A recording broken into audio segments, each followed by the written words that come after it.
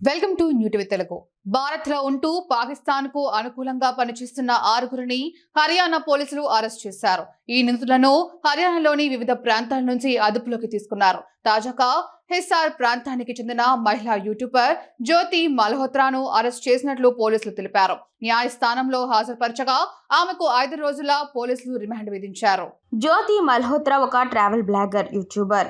యూట్యూబ్లో ఆమె ఛానల్కు 3.7 లక్షలకు పైగా సబ్స్క్రైబర్లు ఉన్నారు. పాక్ అధికారుల సాయంతో పలుమార్లు దాయాది దేశంలో ఆమె పర్యటించారు.